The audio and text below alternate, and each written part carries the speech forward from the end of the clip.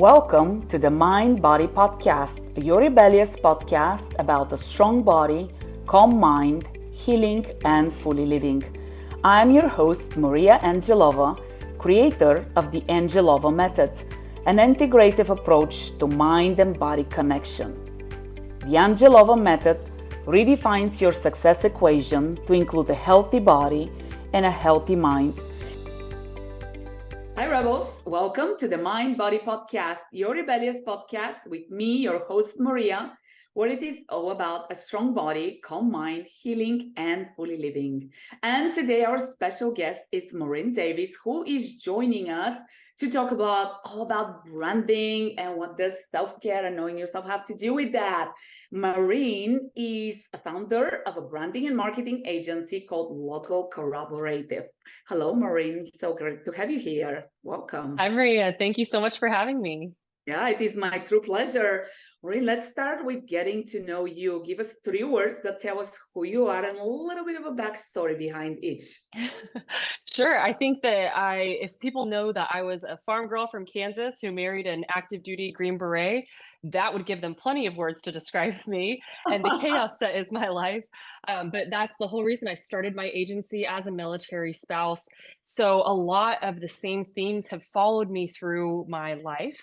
And I would choose the 3 words resilient, empathetic, and creative through that entire journey to kind of sum everything up. And how have those words and being those 3 things, I mean, creative, obviously, resilient, what was the second one? Empathetic. Empathetic.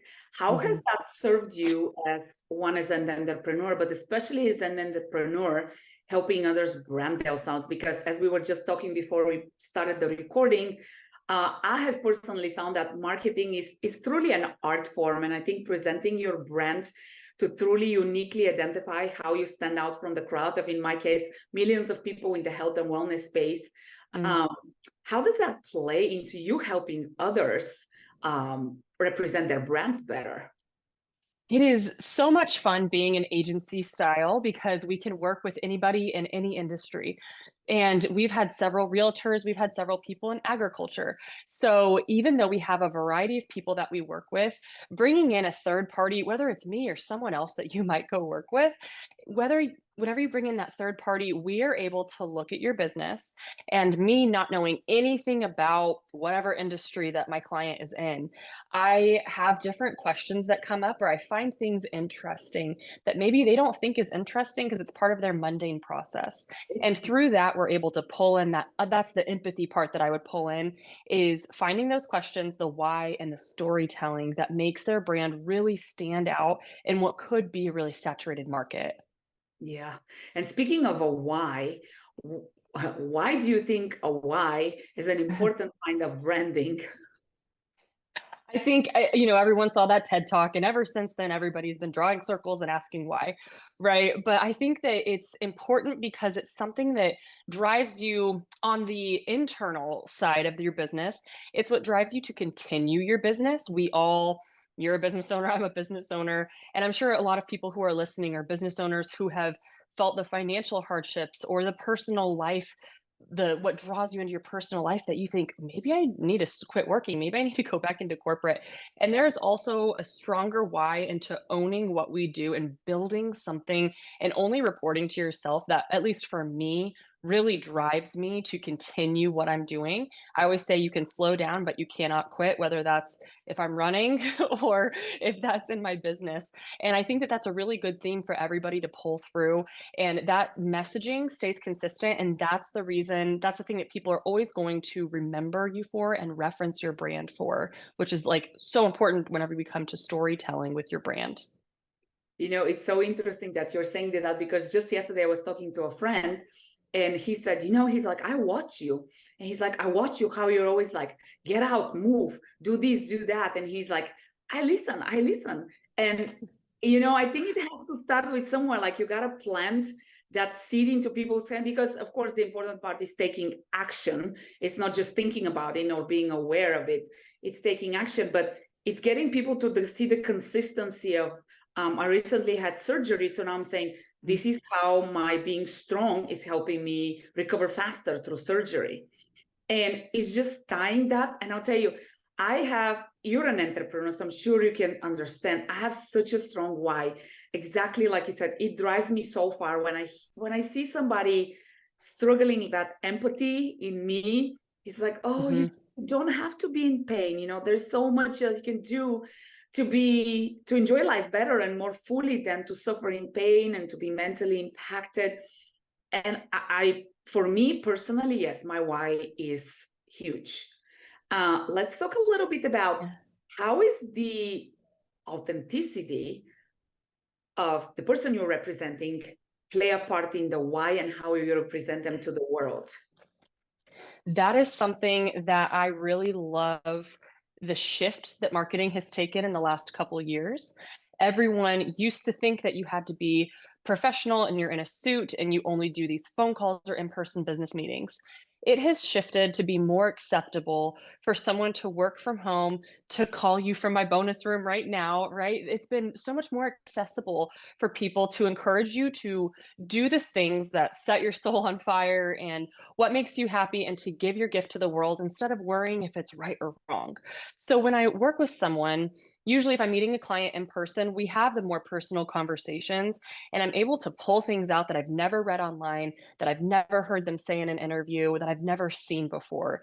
And as a marketing person, I get these little light bulbs that go off and I say, oh my gosh, we need to talk about this. And it's usually something they're like, I don't want to be on camera. So we adjust until they're comfortable. And it's always surprising to people saying, Marin, I didn't think that was going to work. Or I was a little bit nervous about like why you were telling me to do this, but hey, it worked. And I say, yeah, that's what people like. People like you. People like people, and they want to buy from someone who they consider a friend. They need to see things about, there's a stat about 7 times they need to see or read something before they'll actually move forward with that purchase.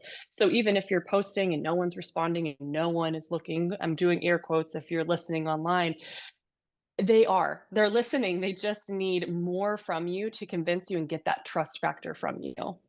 Yeah, I think you made a great point, because very early on, what I usually do, I don't know if you have seen online, after I finish my run or after I finish my walk, I pull my phone and I do a live and I talk about some kind of topic that I pick for that day. And it's super casual. Obviously, I could be sweaty, my hair could be messy, I could, have smart makeup, whatever. I don't look my glamorous put together self. But that's who I am, because that's what I do. And this started very sporadically, because to be honest with you, for me to come home, set up the camera this way, put on makeup, get dressed, that takes a long time. People don't really think about that, but it takes a long time. And if I have to do that, I'm likely not going to do that. So, and I also think me doing those lives while I'm being active and encouraging people to be active also shows them an example of like, hey, I am actually doing what I'm telling you to do. And very on, somebody commented on LinkedIn, or actually sent me a private message and said, I can't believe you're talking to a LinkedIn audience in workout clothes and like looking like that. And my first reaction was like, oops. But then I was like, wait a second. I was like, that is what I do. Like, I touch sweaty bodies, I make people sweat. Like when people come here, they don't look glamorous. They don't wear makeup. They don't wear high heels. They look like a hot mess. And that's totally cool. So I was like, you know what? It's owning that and like, yeah, this is like me. This is what I do on a daily basis. I don't wear makeup and suits and pantyhose and stuff like that. I'm in workout clothes 90% of my day. And then the other thing that you brought up, it has happened where guests are coming on the podcast and they don't realize that there's video involved. And they're like, oh my gosh, I haven't dressed properly. And I'm like, it's actually perfect, because this is the real you, like on a casual day. And they're like, the ladies especially, like, let me plump my hair a little bit. And I'm like, no, because I want people to get to know you. And that's why these episodes are like not scripted. It's an authentic conversation, because we want to give people an opportunity to know, like, how is Marin different as a person? Because I think that's going to project in your business. Any comment? I know I said a lot. Any comments? No, it helps me feel so much better, because there are so many times I've preempted a call by saying, by the way, I have my kids are 3 and 1. Right now they're at school, but they're 3 and 1, and maybe you can hear my rescue dogs in the backyard. They're out barking, and I mean, life is just always crazy. And with my husband being active duty, I'm the solo parent a majority of the year, a majority of the time. So it's either this is how you get me, or like we have to wait, or maybe this won't work. And I was so pleasantly surprised by how many people were okay with me bringing my kids to do a shoot, or okay with my kids being on the call. I've had to move things when my car broke down. They came to my house. Like I've been so blown away by the real people that are behind just what could be seen as a professional relationship, but they always turn into more of that empathetic. They're usually other military spouses who get it, and people are just more accepting than I thought they would be. And here I was scared that I was going to lose my clients and lose these people, but they actually love that part because it reminded them of being a parent to a little kids or at home with barking dogs during COVID, right? So it's always there's a relatable piece to everything. And I think opening up your life and sharing those, it doesn't always have to be, every little piece about your life, but the things that make you you and that may be a part of your working relationship, I think are super important to make those connections with people. I completely agree. And I think by us being real, uh, we're empowering others to do the same, right? Hey, listen, that's my life. It Mhm. gets messy. I have kids running around the house. I have dogs. Obviously, you want to be professional, right? If you're constantly talking to your kids Sure. around, that's a whole different level. However, just showing your real life. I mean, I'll tell you, there's one particular person who we kept going back and forth on the podcast scheduling. She had something come up, I had something, and I don't like to move things around, but sometimes, you know what, life happens. I kid you not, by the time she got on the podcast, I felt she was my best friend. I knew so much about her family. She knew so much about my family. And that's real life. And that's also being real and down to earth and authentic and saying, you know what, I am an entrepreneur, but I'm also a mom, I'm a wife, I'm a daughter. I have all of these things going on, and it's okay. I'm multitasking and keeping all of this ball up in the air, and that's real life. Absolutely. It's a me too. Let's do it together. You're right. Just hold hands and hope for the best. It's so much more fun when you do it with a tribe of like-minded people who can relate and understand and support you, and even say, hey, send the kids over here while you do this. That is so helpful Those to are my have. people. Yes. Okay, so branding, you do specific type of branding. You work with a lot of, well, you tell us. Yeah, so I do work with a lot of solopreneurs to smaller mid-sized businesses, I would say are a majority of my clients. And what makes that authentic brand that we work with them, we really drive into the brand archetypes. That is something. There are 12 brand archetypes. I did not invent them, but it's just something you learn in the marketing and advertising world. And not a lot of people talk about it, but it's just giving that character and that persona to your brand. And we are all about, our tagline is all you need is less. We are very much about simplifying the overwhelming process that a lot of people find marketing and social media to be for their business. So by simplifying it and saying, this is who you are, this is what you do or don't say, these are what your images do or don't look like, it really gives them a template and almost permission to begin posting or begin marketing themselves, because instead of talking to everybody, they know this one specific person that they're speaking to, and they know exactly what they're saying. And you can grow, and you can expect that you're contingent in this spot, but it really grows with you in the brand. And once you get that starting place, you learn it, it becomes natural, and then you can start being more flexible with it. And people think that, oh, if I get so specific, I won't have clients. Exact opposite. People are usually, they come to me for clarity. They're coming to you for clarity as well. Tell me, like, I'm done shopping. Tell me why I need to buy from you. This is the reason. Okay, cool. Here's my card number, right? Like, that's ideal world. But I think that people really get that authentic behavior whenever you say, this is who I am, this is how it fits into this template, and here we are, ideal client.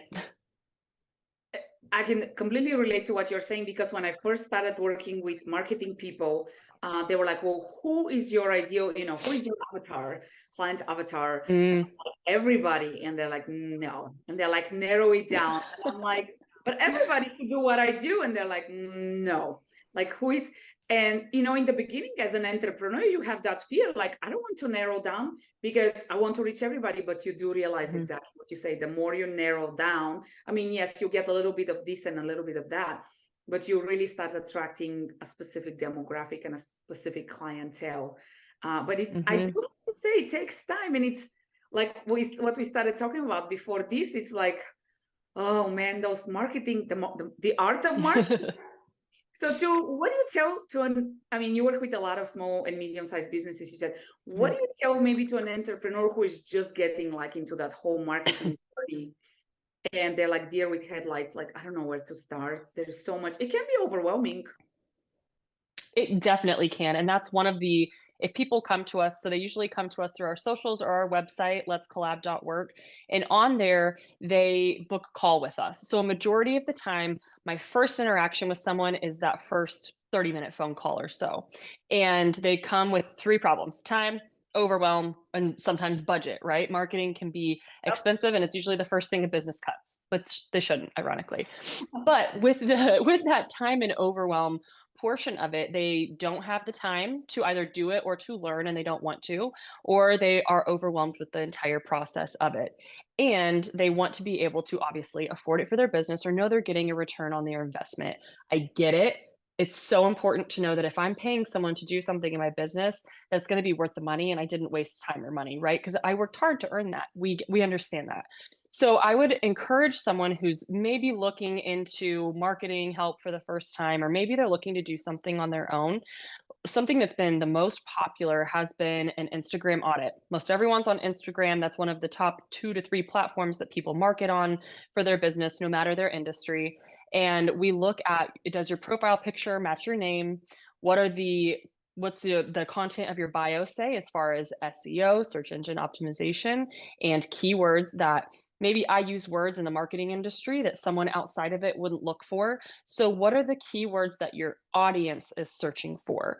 They might not know. If you're a hair salon or a hairstylist, they might not know the type of hair treatment that they're looking for, but they might know that they're looking for blondes in this area, right? Like, who specializes in blonding in Nashville, for instance. So thinking about how that person is searching for you helps them find you, and it helps you reach exactly the type of person that you want to work for. And then saving all of that information in those top highlights that are branded. It can be as simple as just a color circle. If your colors are blue and white, your circles can be blue. Start that simply. It just shows us that you are still in business. If you haven't posted in 6 months, I might not think that you're in business, and that might even make me go to someone else. And that's a lot of the overwhelm part that people see. But once you have that plan and that archetype, you can post at least once a week. And I encourage people to post 3 to 5 times a week if they're not on there every day, because I get it. Life happens, and social media at the end of the day isn't life. And that's coming from someone who makes money from posting on social media. But yeah, I would just encourage you to start with one platform that you're on the most, audit it. And if you have questions about auditing it, reach out and we'll audit it for you and tell you what we suggest. But just start with that one and think like your customer. What questions are they asking? What do your reviews say? That's a great place to just pull that language that people have already said or have already used. If you're someone who doesn't have customers, do a Google search, because Google search will pull up all relevant terms with that keyword. Okay, that's some great advice. Now I'm like, I need to go to my Instagram and see what my Instagram bio. I know. And I'm like, oh, I really want to put it out there and see what it says. I change mine all the time. I'm always like, this would be better. And then next week I'm like, nope, this is better. And I change mine all the time to test and play things. You know what? And that's a big part. I think I just recently updated mine with some new keywords. Based on, I feel like the business is not, I know the business is constantly evolving. As I'm evolving, my business is evolving with me. And something that even I redid my website, I want to say like a year ago. And I'm like, oh man, gotta redo it again. Like, the business has moved so much forward and yes, differently. And you have to stay current. It's like, but I just redid it and it's already obsolete. So I do think you have to stay current. And like, I would tell you, when I look up guests, I go to social media and I kind of get the vibe of what they talk about, the way their personality is, their energy. It gives me information about who is going to be my guest. So Yeah. Yeah. Yes. And the Great. more authentic you are online, the more authentic you are in person. That's one of my pet peeves. If I meet someone, I like consistency. So Yeah. be who you are online and as the same person that you are in person. And obviously that's going to flex a little bit, right? But I don't want to meet two completely different people. I want to know who I'm working with. That's almost making me think of dating apps, but that's a whole other conversation Yeah, because I've heard horror stories from that different show. aspect, but different episode. So very good. So okay, so we got the advice. Now I have to ask you, what is your definition of rebellious? I would say that well, first, I'm very glad that you're asking me at the age of 30 instead of 17. But I would say that, Different definition. yeah, definitely. I would say that the definition of rebellion is just doing things that people, whether they say you can or that you can't, maybe they don't expect you to, or they're surprised that you are doing something that you've continued after all that you've been through. You're still going. Really, you got pushed down this many times and you stood up again and again and you've changed and you're putting yourself out there. Aren't you scared to do a video? Like it can be anything as big or little as that. But that's the resilience part that I think has played the biggest role. If I think of people who are rebels, they're people who just don't quit. You cannot knock them down. And I love the saying, it goes along the lines of something like winners are people who they've, not to say that they've never lost, but they've just never quit. I like that. Yeah. And I do think I Mhm. do love that you tied it to resilience because I do think that goes right along with it, right? Resilience, whether it's resilience to criticism, resilience to lessons learned because things didn't go your way, resilience to Mm. going against the norm. I do think determination and resilience goes a long way and along with being rebellious. Yeah. Yeah, I love it. Very good. So, Marin, where can people find you? Social media, website, where can people find you, follow you, Yeah. ask questions? You mentioned that they can reach out to you for an audit. What's the best way to get in touch? Yeah, absolutely. If someone just has questions and would like to talk to me for 30 minutes about those questions, letscollab.work is my website. They can check out portfolio or book a call with me. And I'm most active on my socials at Local Collaborative, Instagram and Facebook. Great. Well, I am appreciative for all the advice. Like I said, I cannot wait because now I'm like, what are my keywords on Instagram? Go check those out and see what's out there. Fantastic advice. If you're an entrepreneur, I highly, encourage you guys, go see what's out there and see if another important part that you brought up is what's on your social media reflective of who you are as a person in real life, because Mhm. that is another keyword. Thank you so much for your time, Marin. And you guys know, if you have any questions, please feel free to ask them here. Do make sure to follow, send any questions. I mean, you guys can get a 30-minute audit. That is kind of cool. Take advantage of that. And any ending comments, Marin? No, I just thank you so much for what you're doing and giving people a platform to listen and learn all the time. I think what you're doing is amazing and you are just the right person for it. Oh, thank you so much. That means a lot. I appreciate that. Of You course. guys, make sure to stay rebellious, stay resilient, stay determined, follow your why. And we will see you guys next time. Thanks so much for tuning in. Thank you, Marin. Did you enjoy the conversation? Like, subscribe, and share with your friends. Want to redefine your success equation to include a healthy body and a healthy mind? Check out our website at rebellious-studio.com.